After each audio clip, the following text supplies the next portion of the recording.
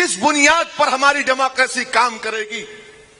क्या इसीलिए हमारे बुजुर्गों ने अंग्रेजों को लात मारकर निकाला?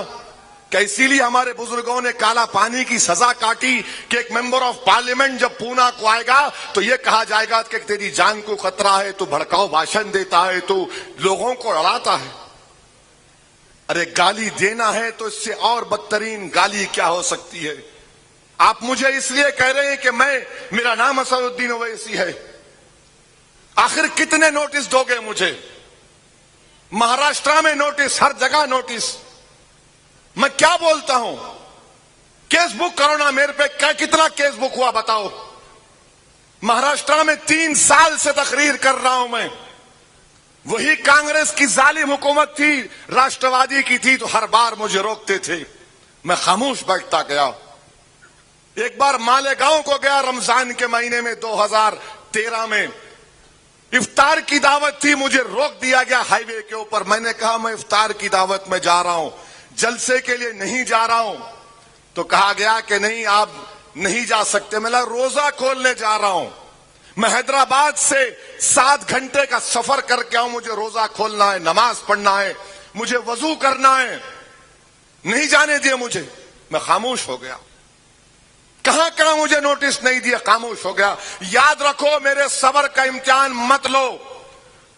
तुम लोगों को वास्ता पड़ा होगा दीवानों से, मगर मैं इन दीवानों का बाप हूं, याद रखो। अगर मैं रोड पे निकल जाऊंगा, मैं अपनी बात को मनवा कर रहूंगा। मैं बार बार कह रहा हूं कि जेल मेरी आवाज को नहीं दबा सकती। सिर्फ मेरी आवाज को कोई चीज दबा सकती है तो मेरी मौत। तो मारने वाले मार मुझे, मैं खड़ा हूं तेरे सामने। और मैं जलसा करके इसी रोड से जाऊंगा, अकेले जाऊंगा। कोई मजलिस का इम्तियाज जलील नहीं आएंगे, कोई नहीं आएगा। मैं अकेला जाऊंगा। मैं देखना चाह रहा हूं कि कौन मुझे मारना चाहता। मारो मुझे, जूता मारो, गोली मारो, पत्थर मारो, जो मारना है मारो मुझे। क्या मजाक बना के रख दिया है जमहूरियत का? किस लिए हम टैक्स पे कर रहे हैं कि एक मेंबर ऑफ पार्लियामेंट बोल नहीं सकता? मैं उत्तर प्रदेश में 19 तकारीर करके आ रहा हूं। मेरी आवाज बैठ गई, बीमार हूं, बुखार में हूं। 19 जलसे करके आऊं, कहीं पर मुझे नोटिस नहीं मिली।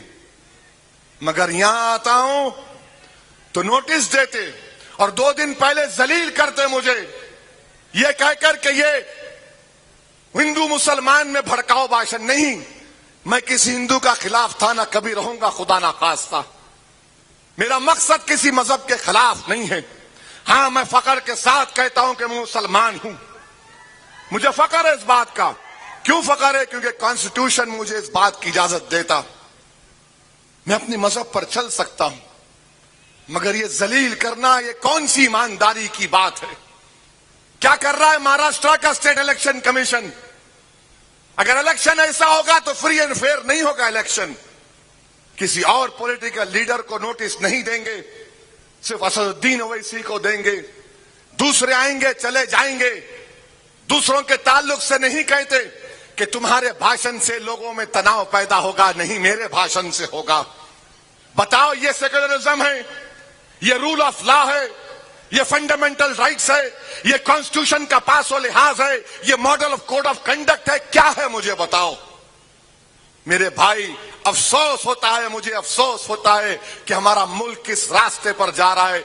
जो लोगों की सोच है, याद रखो, तुम मुझे आज इस तरह कह कहकर नोटिस देकर मुझे जलील कर रहे हो, मगर याद रखो, जिस चीज की आप शुरुआत कर रहे हैं उसमें हिंदुस्तान की जमहूरियत कमजोर ना पड़ जाए, खुदा ना खास्ता। अजीब और गरीब मामला है। एयरपोर्ट से उतरते की नोटिस दो ना, देवेंद्र फडणवीस को नोटिस दो। मॉडल कोड ऑफ कंडक्ट है, सब बराबर है, कोई बड़ा नहीं, कोई छोटा नहीं। उद्धव ठाकरे आएगा, उसको दो, शरद पवार को दो, अजित पवार को दो। क्या पूना किसी की बाप की जागीर नहीं है? पूना सब हिंदुस्तानियों का है, हर मजहब के मानने वालों का है।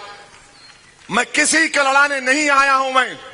मेरी बात अगर किसी को पसंद नहीं आती तो मुझे माफ करो, मगर मैं अपनी बात को रखूंगा। ये हिंदुस्तान का कॉन्स्टिट्यूशन मुझसे कहता है, अगर मैं गलत बोलता हूं तो केस अभी बुक करो, ले जाकर मुझे जेल में डाल दो, मैं तैयार हूं। अगर तुम ले जाकर ख्वाजा यूनुस की तरह मुझे एनकाउंटर करना चाह रहे, कर दो। मैं मौत से नहीं डरने वाला। एक नहीं 25 गोलियां मारो और मेरी लाश को छोड़ दो किसी चौराहे पर। क्या तमाशा बना के रखा है यहां का। अगर कोई पॉलिटिकल पार्टी डरती है तो डरना पड़ेगा। याद रखो तुमको, मैं जब तक जिंदा हूं तुमको डरा डरा कर गरीबों मजलूमों का काम करा कर रहूंगा। कौन जवाब देगा इसका? किसके सामने जाकर मैं फरियाद करूंगा, बताओ आप? किसके सामने जाकर मैं लोगों में इत्मीनान दिलाऊंगा? अरे मेरा यहां पर आना, तकरीर करना, वोट डालना नहीं डालना अलग बात है, मगर मेरा यहां पर आना, अवाम से मुखातिब करना, क्या मैं हिंदुस्तान की जमहूरियत को मजबूत नहीं कर रहा हूं? जो लोग इस तरह की सोच रखते हैं, मैं उनसे रिक्वेस्ट कर रहा हूं, बदलो अपनी सोच को, बदलो अपनी सोच को। मुझे इंसान समझो, मुझे पैट्रोनाइज मत करो, मुझसे नफरत मत करो। मैं इज्जत चाहता हूं, अगर तुम नहीं दोगे तो अल्लाह भी देगा, कॉन्स्टिट्यूशन भी देगा मुझे। एक तमाशा बना के रख दिए, परमिशन यहां नहीं देंगे, वहां देंगे। ठीक है, आपका बोलना सही था कि जगह छोटी पड़ेगी, मैं तैयार हूं, मगर यह क्या बात है कि तुम्हारी तकारीर, तो आपने कितने केस बुक किए मुझ पे? अगर मैं आपकी नजर में चोर हूं तो आप कितना केस बुक किए मुझ पे, बताओ? मैं पिछले साल आया था, क्यों केस नहीं बुक किया मुझ पे? अरेस्ट करना था मुझे, लगाना था 153A, 295 लगाना था, मखोका लगाना था, कुछ भी लगा देना था, मगर आप केस नहीं बुक करते मुझ पर, अमन रहता है। और आज आप मुझे ये कहते हैं, मेरे भाई यही तो मेरी लड़ाई है। मेरी लड़ाई क्या है कि आपकी आवाज को सुना जाए। मेरी लड़ाई यह है कि मेरी मर्जी के मुताबिक मैं सोचूंगा। कोई मुझे कहेगा कि नहीं ऐसा मत सोचो, इस तरह सोचो, मैं तैयार नहीं हूं। मैं मर जाऊंगा मगर किसी और की सोच को अपनी दिमाग में नहीं डालूंगा। मैं जो सोचूंगा वो सही है या गलत है, वो अवाम फैसला करेगी। ये जमहूरियत की खूबसूरती है, ये डेमोक्रेसी का राइट है, ये डेमोक्रेसी का स्ट्रेंथ है कि what I believe is my right, I am not imposing on you. मैं जो सोचता हूं, मैं जो थिंक करता हूं,